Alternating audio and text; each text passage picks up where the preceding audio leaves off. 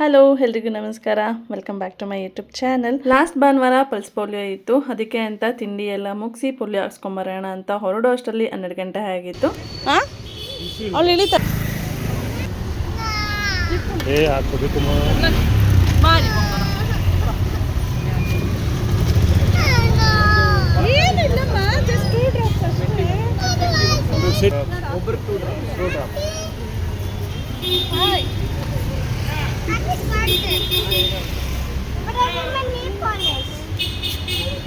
Sir ಆ time ನೋಡಿ ಬಂದಿದೆ.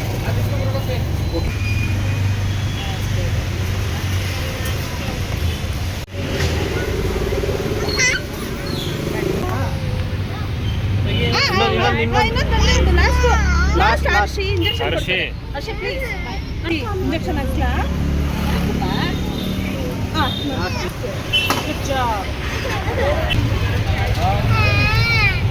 ಆಗೋಯ್ತು.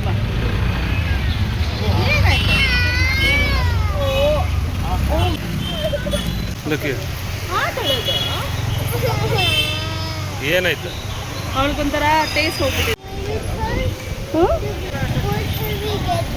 ನಮ್ಮ ಆರ್ಷಿಗೆ ಅವತ್ತು ಹುಷಾರಿರಲಿಲ್ಲ, ಸ್ವಲ್ಪ ಸ್ಟಮಕ್ ಅಪ್ಸೆಟ್ ಆಗಿತ್ತು, ಹಾಗಾಗಿ ಲೂಸ್ ಮೋಷನು ಮತ್ತು ಫೀವರ್ ಇತ್ತು. ಅದಕ್ಕೆ ಅಂತ ಅಷ್ಟು ಅಳ್ತಾ ಇದ್ಲು.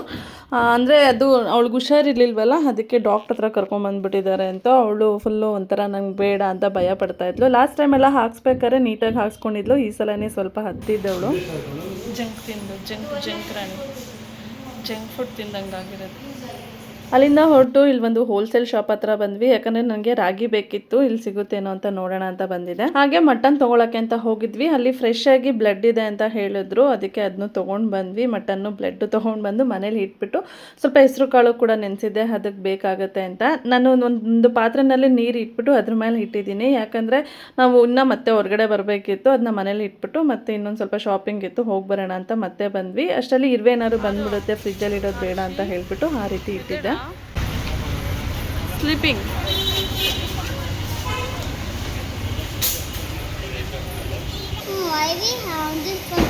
ನಿಂಗೆ ಪೋಲಿಯೋ ಹಾಕಿದ್ದಾರೆ ಅಂತ.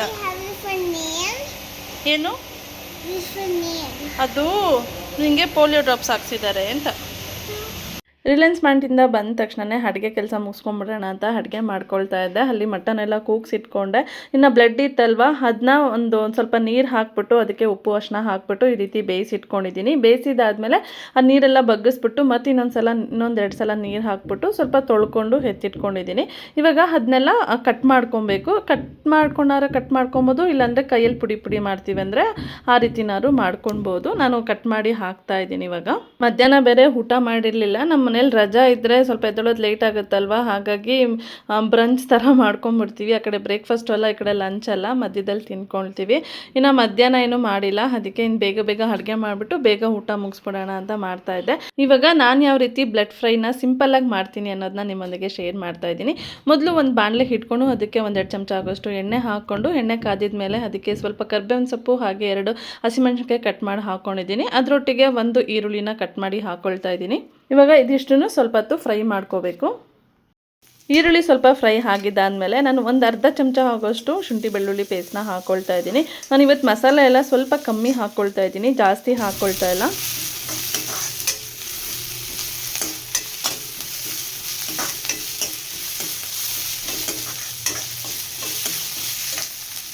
ಶುಂಠಿ ಬೆಳ್ಳುಳ್ಳಿ ಪೇಸ್ಟ್ ಹಸಿ ವಾಸನೆ ಹೋಗೋವರೆಗೂ ಫ್ರೈ ಮಾಡ್ಕೊಂಡಿದ್ದಾದಮೇಲೆ ಅವಲ್ಲೇ ಕಟ್ ಮಾಡಿ ಇಟ್ಕೊಂಡಿದ್ನಲ್ವ ಬ್ಲಡ್ಡು, ಅದನ್ನ ಹಾಕ್ಕೊಂಡು ಅದು ಫ್ರೈ ಮಾಡ್ಕೊಳ್ತಾ ಇದ್ದೀನಿ.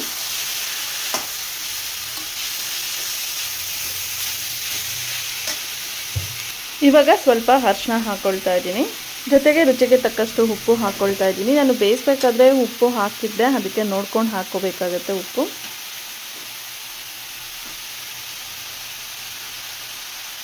ಇಷ್ಟು ಹಾಕಿದ ಮೇಲೆ ಒಂದು 5 ನಿಮಿಷ ಎಲ್ಲನೂ ಚೆನ್ನಾಗಿ ಫ್ರೈ ಮಾಡ್ಕೋಬೇಕು.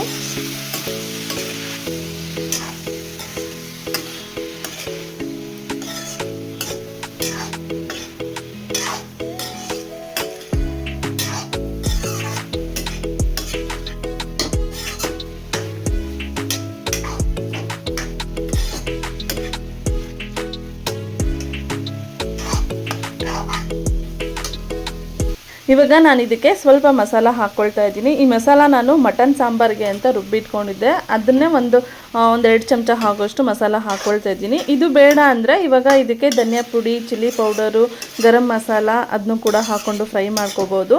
ಸ್ವಲ್ಪ ಮಸಾಲ ಹಾಕ್ಕೊಳ್ತಾ ಇದ್ದೀನಿ, ಟೇಸ್ಟ್ ಚೆನ್ನಾಗಿರುತ್ತೆ ಅಂತ. ನಮ್ಮನೇಲಿ ಬ್ಲೆಡ್ ಫ್ರೈ ಮಾಡಿ ತುಂಬ ವರ್ಷಗಳೇ ಆಗೋಗಿತ್ತು, ಇವಾಗೆ ಮಾಡ್ತಾ ಇರೋದು. ನಾವು ಚಿಕ್ಕವರಿದ್ದಾಗ ನಮ್ಮನೇಲಿ ನಮ್ಮಮ್ಮ ಮಾಡೋರು, ಹೆಸರು ಕಾಳೆಲ್ಲ ಹಾಕ್ಬಿಟ್ಟು ಗ್ರೇವಿ ಥರ ಮಾಡಿಬಿಡೋರು ಬೆಳಗ್ಗೆ ತಿಂಡಿಗೆ.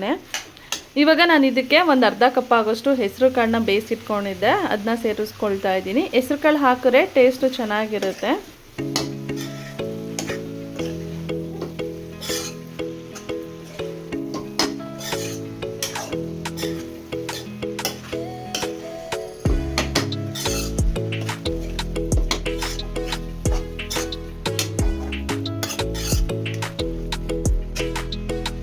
ಹೆಸರು ಕಾಳು ಹಾಕಿದ್ಮೇಲೆ ಎಲ್ಲನೂ ಒಂದ್ಸಲ ಚೆನ್ನಾಗಿ ಮಿಕ್ಸ್ ಮಾಡಿಕೊಂಡು ಫ್ರೈ ಮಾಡ್ಕೋಬೇಕು, ಒಂದಕ್ಕೊಂದು ಚೆನ್ನಾಗಿ ಹೊಂದ್ಕೊಬೇಕು.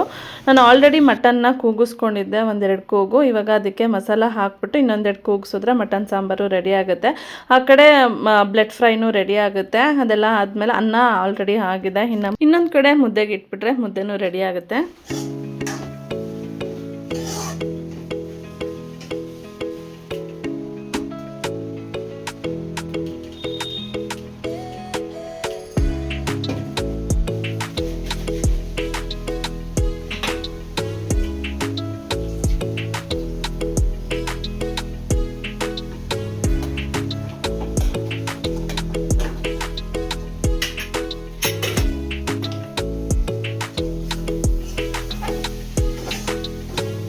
ಇವಾಗ ಬ್ಲೆಡ್ ಫ್ರೈ ಆಲ್ಮೋಸ್ಟ್ ರೆಡಿ ಆಗಿದೆ. ನಾನು ಲಾಸ್ಟಲ್ಲಿ ಒಂದು 3/4 ಚಮಚ ಆಗೋಷ್ಟು ಪೆಪ್ಪರ್ ಪುಡಿ ಹಾಗೆ ಕೊತ್ತಂಬರಿ ಸೊಪ್ಪು ಹಾಕ್ಬಿಟ್ಟು ಇನ್ನೊಂದು ಸ್ವಲ್ಪ ಕಸೂರಿ ಮೇಥಿ ಹಾಕ್ಬಿಟ್ಟು ಇನ್ನೊಂದ್ಸಲ ಎಲ್ಲ ಚೆನ್ನಾಗಿ ಮಿಕ್ಸ್ ಮಾಡಿದ್ರೆ ಕಂಪ್ಲೀಟಾಗಿ ಬ್ಲೆಡ್ ಫ್ರೈ ರೆಡಿ ಆಯಿತು.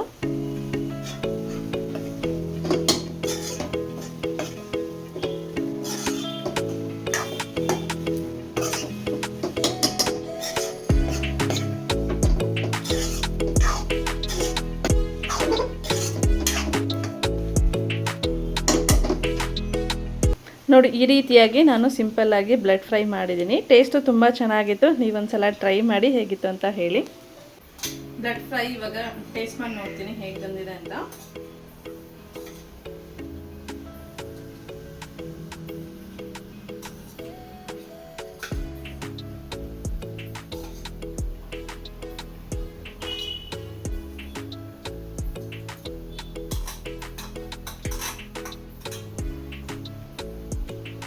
ಚೆನ್ನಾಗಿ ಬಂದಿದೆ, ಸ್ಪೈಸಿ ಕರೆಕ್ಟ್ ಆಗಿದೆ. ಮಸಾಲೆ ಎಲ್ಲ ಕಮ್ಮಿ ಹಾಕಿ ಮಾಡಿದ್ದೀನಿ. ಇದು ನನ್ನ ಸ್ಟೈಲಲ್ಲಿ ಮಾಡಿರೋದು. ನಾನು ಯೂಶಲಿ ದೊಮ್ಮೆ ಏನಾಗುತ್ತೆ ಅಂದರೆ ನಾನು ಇದೇ ರೀತಿ ಮಾಡೋದು. ಅದೇ ರೀತಿ ಬ್ಲಡ್ಡು ಮತ್ತು ಹೆಸರು ಕಾಳು ಏನಕ್ಕೆ ಹಾಕಿದೆ ಅಂದರೆ ಟೇಸ್ಟ್ ಸ್ವಲ್ಪ ಚೆನ್ನಾಗಿರುತ್ತೆ ಅಂತ. ನಮ್ಮಮ್ಮ ಅವಾಗೆಲ್ಲ ಬ್ಲಡ್ಡು ಹೆಸರು ಕಾಳು ಹಾಕ್ಬಿಟ್ಟು ಸಾಂಬಾರು ಥರ ಮಾಡೋರು. ನಾನು ಬರೀ ಈ ಥರ ಡ್ರೈ ಥರ ಮಾಡಿದ್ದೀನಿ, ತುಂಬ ಚೆನ್ನಾಗಿ ಬಂದಿದೆ. ಇದು ತಿಂದರೆ ಆ್ಯಕ್ಚುಲಿ ಆರೋಗ್ಯಕ್ಕೆ ತುಂಬ ಒಳ್ಳೆಯದು ಅಂತ ಹೇಳ್ತಾರೆ. ಅದು ಹಾರ್ಟ್ ಟ್ರಬಲ್ ಏನಾದ್ರು ಇದ್ದರೆ ಅವ್ರಿಗೆ ತುಂಬ ಒಳ್ಳೆಯದು ಅಂತ ಹೇಳ್ತಾರೆ.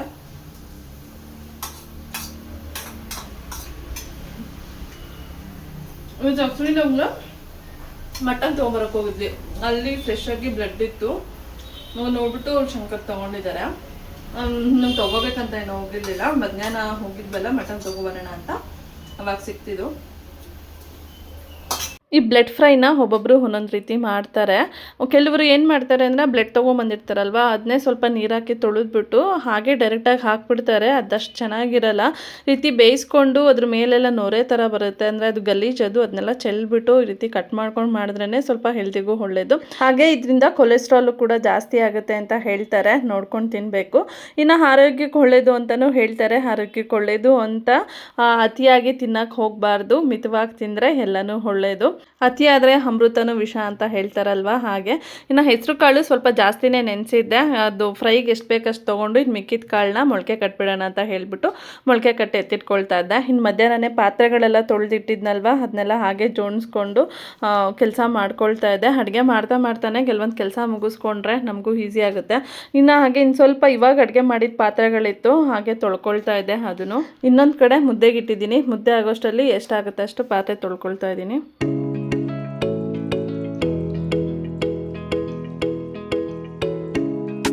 ಅಡುಗೆ ಎಲ್ಲ ಆಯಿತು. ಬಿಸಿ ಮುದ್ದೆ ಬಿಸಿ ಇದ್ದಾಗೆ ಊಟ ಮಾಡಿಕೊಂಡ್ರೆ ಒಳ್ಳೆಯದು. ಇನ್ನು ಮಧ್ಯಾಹ್ನ ಬೇರೆ ಊಟ ಮಾಡಿರಲಿಲ್ವಲ್ಲ, ಸರಿ 8 ಗಂಟೆ ಅಷ್ಟರಲ್ಲಿ ಊಟ ಮುಗಿಸ್ಬಿಡೋಣ ಅಂತ ಊಟ ಮಾಡ್ಕೊಳ್ತಾ ಇದ್ದೀವಿ.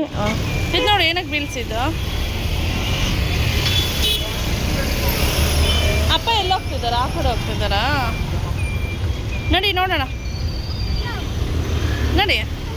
ಊಟ ಎಲ್ಲ ಮುಗಿಸ್ಕೊಂಡು ಮತ್ತೆ ಆಚೆಗಡೆ ಬಂದಿದ್ವಿ. ಯಾಕಂದರೆ ಶಂಕರ್ದೊಂದು ಫೋನ್ಗೆ ಡಿಸ್ಪ್ಲೇ ಹಾಳಾಗಿತ್ತು. ಸರಿ ಹಾಕ್ಸ್ಕೊಂಬರೋಣ ಬಾ ಅಂತ ಹೇಳಿಬಿಟ್ಟು ಕರ್ಕೊಂಡು ಬಂದಿದ್ರು. ನಮ್ದು ರೌಂಡು ಫುಲ್ಲು ಆಚೆಗಡೆ ಗೊತ್ತಾ. ನಿಂಗೆ ಇಷ್ಟನಾಯ್ತು ಜಾಕೆಟು? ನನ್ನ ಜಾಕೆಟ್ ಬೇಕಂತ ಹಾಕೊಂಡು ಬಂದಿದ್ದಾರೆ. ಹಾಂ, ಅಲ್ಲಿ ಸೂಪರ್ ಮ್ಯಾನ್ ಇದೆಯಾ? ಅದು ಯಾವುದೋ ಬೇರೆಯವ್ರ ಕಾರಲ್ಲಿ ಸೂಪರ್ ಮ್ಯಾನ್ ಇಟ್ಟಿದೆ, ಅದನ್ನು ಹೇಳ್ತಾವಳು.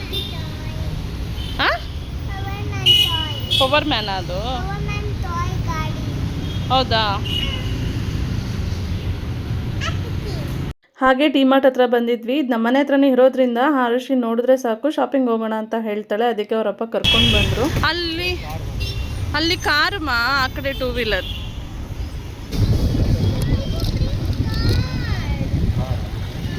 ಆರುಷಿಗೆ ಇವಾಗ ಹ್ಯಾಪಿ ಅಲ್ಲ ಆರುಷಿ? ಝೀ ಅಂತ.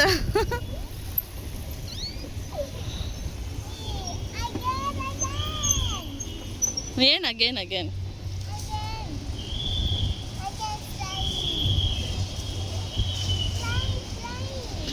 ಅದೇ ಕೆಲಸನಾ? ಸ್ಲೈಡ್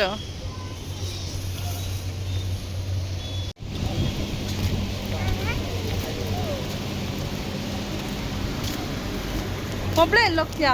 ಹೋಗ್ಬಾರ್ದು ಒಬ್ಳೆ.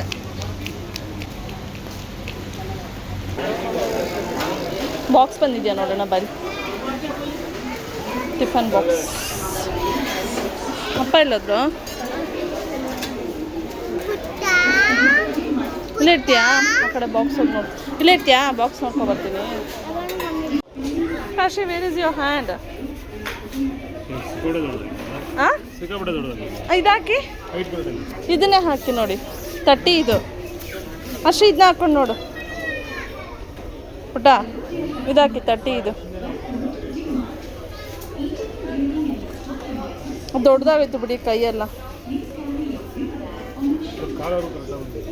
ಅದೇ ಕಾಲ್ವರೆಗೂ ಬರುತ್ತೆ, ಬಟ್ ಶೋಲ್ಡರು ಕೈಯೆಲ್ಲ. ಹಾಂ, ಏನು ಮಾಡೋಣ? ಇಲ್ಲ ಹರೀಶ್, ಅದೇ ಮುಂದಿನ ವರ್ಷಕ್ಕಿನ್ನ 1 ತಿಂಗಳು ಬೆಳೀತಾ ಇರ್ತಾಳಲ್ಲ.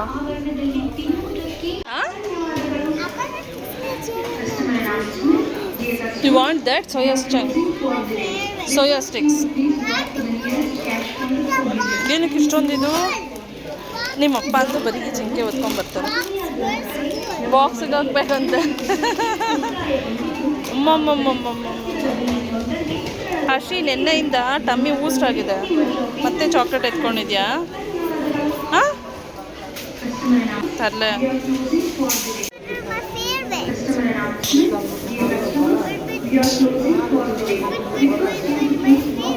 ಏನು ಫೇವ್ರೆಟ್ ನಿನಗೆ? ಏ ಕಿಚ್ಚೋದಕ್ಕೆ ಅದು ನಿಂದಲ್ಲ ಬಿಡೋ. ಕ್ಲೋಸಿಂಗ್ ಟೈಮಲ್ಲಿ ನಾವು ಮನೆಗೆ ಹೋಗ್ತಾ ಇರೋದು 10 ಗಂಟೆ ಆವಾಗಲೇ.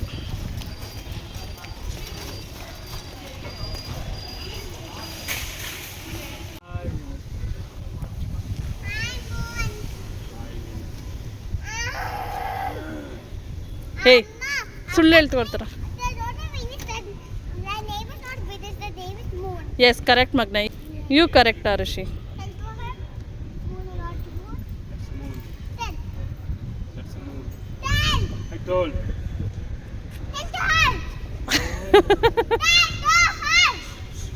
ಏನು ಹರ್ಷ ಹಂಗೆ ಸ್ಕ್ರೀಮ್ ಮಾಡ್ತೀಯೋ? ಈ ಬಾಯ್.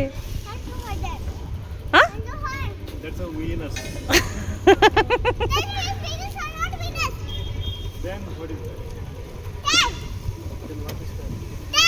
Ashi, what is that? Tell him.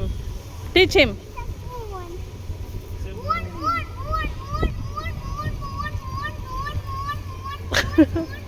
ಮೂನೇ ಓಡೋಗ್ಬಿಡುತ್ತೆ ಇವಾಗ ಋಷಿ. ಮೂನೇ ಓಡೋಗ್ಬಿಡುತ್ತೆ ಇವಾಗ.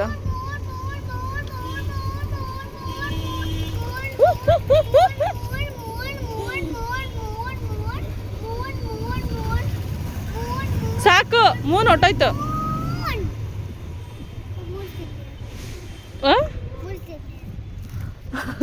ಬಾಯ್. ಡಿಮಾರ್ಟಿಂದ ಇವಾಗ ಬಂದ್ವಿ. ಎಷ್ಟು 10:30 ಆಯಿತು. ಡಿಮಾರ್ಟಲ್ಲಿ ಹೋದ್ರೆ ಏನೇನೋ ತೊಗೊಂಡು ಬರ್ತೀವಿ. ಏನೇನು ತೊಗೊಂಡು ಬಂದಿದ್ದೀನಿ ತೋರಿಸ್ತೀನಿ ಬನ್ನಿ. ಇವಾಗ ಇವತ್ತು ಡಿಮಾರ್ಟ್ ಹೋಗೋ ಪ್ಲಾನೇ ಇರಲಿಲ್ಲ. ಆರುಷಿ ಕೇಳಿದ್ಲು ಅಂತ ಶಂಕರ್ ಕರ್ಕೊಂಡು ಹೋಗಿದ್ದು. ಹೆಂಗೂ ಬಂದಿದ್ದೀನಿ ಅಂತ ಹೇಳಿ ಮನೆಗೆ ಸ್ವಲ್ಪ ಐಟಮ್ಸ್ ಬೇಕಿತ್ತು, ಅದನ್ನ ತೊಗೊಂಡೆ. ಹಾಗೆ ಆರುಷಿಗೆ ಸ್ಲಿಪ್ಪರ್ ತೊಗೋಬೇಕಿತ್ತು, ತೊಗೊಳಕ್ಕಾಗಿಲ್ಲ, ಟೈಮ್ ಆಗೋಯ್ತು. ಇಷ್ಟು ಐಟಮ್ ಡಿಮಾರ್ಟಿಂದ ತಂದಿರೋದು. ನನಗೊಂದಷ್ಟು ಬಟ್ಟೆ ತೊಗೊಂಡೆ, ಅಂದರೆ ಒಂದಷ್ಟು ಶಾರ್ಟ್ಸ್ ಇರಲಿಲ್ಲ. ಶಾರ್ಟ್ಸು ಹಾಗೆ ಟಿ ಶರ್ಟ್ಸ್, ಟಿ ಶರ್ಟ್. ಇದು ಆರುಷಿಗೆ ಅವಳೇ ಎತ್ಕೊಂಡಿರೋದು, ಅವಳೇ ಚೂಸ್ ಮಾಡಿರೋದು. ಇದು ಅಷ್ಟೇ. ಆರುಷಿಗೆ ಒಂದು ಶಾರ್ಟ್ಸ್ ತಗೊಂಡೆ, ಇದು ನನ್ನ ಶಾರ್ಟ್ಸ್. ಹಾಗೆ ಇದು ಆರುಷಿಗೆ ರೈನ್ ಕೋಟ್. ಸ್ವಲ್ಪ ದೊಡ್ಡದೇ ಇದೆ, ಇಲ್ಲಿ ಕರೆಕ್ಟಾಗಿ ಕುತ್ಕೊಳ್ಳುತ್ತೆ, ಶೋಲ್ಡರ್ ಹತ್ರ ದೊಡ್ಡದು. ಇಲ್ಲಿ ಅಂತ ಇದನ್ನು ತೊಗೊಂಡ್ವಿ. ಮಳೆಗಾಲ ಅಲ್ಲ, 2 ವೀಲರ್ ಓಡಾಡಿದ್ರೆ ಬೇಕಂತ ಇಷ್ಟು. ಆಮೇಲೆ ಕೂಲ್ ಡ್ರಿಂಕ್ಸ್, ಇದು ನಾನು ತೊಗೊಂಡಿರೋದು ಝೀರೋದು. ಈ 3 ಶಂಕರ್ ಎತ್ಕೊಂಡು ಬಂದಿರೋದು, ಈ 3. ಅದ್ರ ಜೊತೆಗೆ ಹಿಟ್ಟು ಇದೇ ಬೆಸ್ಟ್ ನಮ್ಮನೇಲಿ. ಇವಾಗ ಜಿಲ್ಲೆ ಬರಬಾರ್ದು ಅಂದರೆ ಇದನ್ನು ಅವಾಗ ತಿಂಗಳಿಗೊಂದ್ಸಲ ಹೊಡಿತಾ ಇರಬೇಕಿದು ಇನ್ನೊಂದು. ಹಾಗೆ ಶಂಕರ್ಗೊಂದು ಟಿಫನ್ ಬಾಕ್ಸ್. ಅವಾಗ ಟೈಟು ನಿಮ್ಮಪ್ಪ ಅದೇನು ತಗೊಂಡ್ರು. ಇದು ಈ ಥರ ಹೆಂಗಿದೆ ಅಂದರೆ ಚಪಾತಿ ಮಾಡಿದ್ರೆ ಅದಕ್ಕೆ ಇದು ಯೂಸ್ ಆಗುತ್ತೆ ಅಂತ. ಅದ್ರ ಜೊತೆಗೆ ಇದು ಸೋಯಾ ಸ್ಟಿಕ್ಸ್, ಇದು ಆರುಷಿದೆ. ಇದು ಅಷ್ಟೇ ಆರುಷಿ ತೊಗೊಂಡಿರೋದು. ಇದು ಕಲರಿಂಗ್ ಬುಕ್. ಅದ್ರ ಜೊತೆಗೆ ಒಂದು ಪಂಚತಂತ್ರ ಸ್ಟೋರಿ ಬುಕ್ ಒಂದು ಎತ್ಕೊಂಡು ಬಂದೆ. ಅವಳಿಗೆ ಸ್ಟೋರಿ ನೈಟಲ್ಲಿ ಮಲ್ಕೋಬೇಕಾದ್ರೆ ಒಂದಷ್ಟು ಸ್ಟೋರಿ ರೀಡ್ ಮಾಡ್ತೀವಿ, ಅದಕ್ಕೆ ಒಂದಷ್ಟಿದೆ ಆಲ್ರೆಡಿ. ಪಂಚತಂತ್ರ ಒಂದು ಇರಲಿಲ್ಲ, ಹಾಗಾಗಿ ಇದೊಂದು ತೊಗೊಂಡು ಬಂದೆ. ಹಾಗೆ ಇದು ಆರುಷಿಗೆ ಬಾಕ್ಸ್ ಬೇಕಾಗುತ್ತೆ ಅಂತ ಯುನಿಬಿಕ್ ಕುಕ್ಕೀಸ್ ತೊಗೊಂಡಿದ್ದೀನಿ. ಅದ್ರ ಜೊತೆಗೆ ಇದು ಶಂಕರ್ ತೊಗೊಂಡಿರೋದು ಸ್ನ್ಯಾಕ್ಸು. ಒಂದೊಂದು ಮೆಹಂದಿ, ಹಾಗೆ ಮ್ಯೂಸ್ಲಿ ತೊಗೊಂಡು ಬಂದಿದ್ದೀನಿ. ಇದು ಶಂಕರ್ ಪರ್ಫ್ಯೂಮ್, ಇದು ಹಾರ್ಪಿಕ್, ಇದು ಆರುಷಿಗೆ ರಬ್ಬರ್ ಬ್ಯಾಂಡ್, ಒಂದು ಲಿಪ್ ಬಾಮ್. ಇದು ಎಲ್ಲ ಶಂಕರ್ ಎತ್ಕೊಂಡಿರೋದು ಇಷ್ಟು. ಇದು ನೋಡಿ ನನ್ನ ಮಗಳು ಕೀ ಬಂಚ್ ಅಂತೆ, ಅವಳು ಸ್ಕೂಲ್ ಬ್ಯಾಗ್ ಹಾಕೋಬೇಕಂತ ಅದಕ್ಕೆ ಎತ್ಕೊಂಡು ಬಂದಿದ್ದಾಳೆ. ನಾನು ಕ್ಲಿಪ್ ತೊಗೊಂಡೆ. ಒಂದು ಹಾಲು ಕಾಯಿಸೋಕೆ ಒಂದು ಪ್ಯಾನ್. ಇಷ್ಟು ಒಟ್ಟು ಈ ಸಲ ನಮ್ಮ ಡಿಮಾರ್ಟ್ ಬಿಲ್ಲು ಎಷ್ಟಾಗಿದೆ ಅಂದರೆ 3,447 ರೂಪಾಯಿ. ಡಿಮಾರ್ಟ್ಗೆ ಹೋದಾಗೆಲ್ಲ ನಮ್ಮದು 1,000 ಮೇಲಂತೂ ಬಿಲ್ ಆಗುತ್ತೆ, ಇಲ್ಲಾಂದ್ರೆ 3,000 ಮೇಲಾದರೂ ಬಿಲ್ ಆಗುತ್ತೆ. ಇದು ಇವತ್ತಿನ ಇಷ್ಟು ಡಿಮಾರ್ಟ್ ಬಿಲ್ಲು. ಮಧ್ಯಾಹ್ನ ರಿಲಯನ್ಸ್ಗೂ ಹೋಗಿದ್ವಿ, ಅಲ್ಲೂ ಒಂದಷ್ಟೇ, ಅಲ್ಲೇ ಅಷ್ಟೊಂದು ಬಿಲ್ ಆಗಿಲ್ಲ, ಒಂದು 600 ರೂಪಾಯಿ. ವೀಕೆಂಡ್ ಬಂತು ಅಂದರೆ ಒಂದಷ್ಟು ಖರ್ಚಾಗೇ ಆಗುತ್ತೆ. ಒಂದು ಡಿಮಾರ್ಟ್ಗೆ ಹೋದ್ರೆ ಇಷ್ಟ ಆಗುತ್ತೆ, ಇಲ್ಲಾಂದ್ರೆ ಮಟನ್ ಚಿಕನ್ ಅದು ಇದು ತೊಗೊಂಡ್ರೆ ಖರ್ಚಾಗುತ್ತೆ. ಇವೆಲ್ಲ ಹೆಚ್ಚಿಡ್ಬೇಕು ಇವಾಗ. ನೋಡಿ, ಅವಾಗಲೇ ಹೊಸ ಬುಕ್ಕು ತಂದ ತಕ್ಷಣ ಈ ಥರ ಕಲರ್ ಮಾಡಿಬಿಡ್ಬೇಕು ಇವಳು. ಇವಾಗ ಅದನ್ನು ಕಲರ್ ಮಾಡೋವ್ರಿಗೆ ಇವಳಿಗೆ ಸಮಾಧಾನ ಇಲ್ಲ. ಹಾಗೆ ಮಧ್ಯಾಹ್ನ ರಿಲಯನ್ಸ್ ಮಾರ್ಟ್ಗೆ ಹೋಗಿದ್ವಲ್ಲ, ಅಲ್ಲಿ ಇದೊಂದು ಬಾಕ್ಸ್ ತೊಗೊಂಡು ಬಂದೆ. ಈ ಥರ ಏನಾರು ಅವಳದು ಓಲೆ ಏರ್ ಆಕ್ಸೆಸರೀಸ್ ಬರುತ್ತಲ್ಲ, ರಿಬ್ಬನ್ನು, ಕ್ಲಿಪ್ಸು, ಪಿನ್ನು ಅದೆಲ್ಲ ಇಟ್ಕೊಳ್ಳೋಕ್ಕಾಗುತ್ತೆ ಅಂತ ಇದೊಂದು ತೊಗೊಂಡು ಬಂದಿದ್ದೀನಿ. ನೋಡಿ, ಇವಾಗ ಅವಳು ಕಲರಿಂಗ್ ಶುರು ಮಾಡಿದ್ಲು. ಅವಳಿಗೆ ಅದೇನು ಕಲರಿಂಗ್ ಅನ್ನಲಿ ಅದೇನು ಆಸಕ್ತಿ ಇದೆಯೋ ಗೊತ್ತಿಲ್ಲ, ಸಿಕ್ಕಾಬಿಟ್ಟೆ ಕಲರಿಂಗ್ ಮಾಡ್ತಾಳೆ. ಎಷ್ಟು ಕಲರಿಂಗ್ ಬುಕ್ ತೊಗೊಳ್ತಾಳೆ ಗೊತ್ತಾ. ಎಲ್ಲ ಖಾಲಿ ಮಾಡೋವರೆಗೂ ಅವಳಿಗೆ ಸಮಾಧಾನ ಆಗೋಲ್ಲ. ಹೊಸದು ಬಂದ ತಕ್ಷಣ ಹೊಸ ಶುರು ಮಾಡಿಬಿಡ್ಬೇಕು ಇವಾಗ ಅವಳು.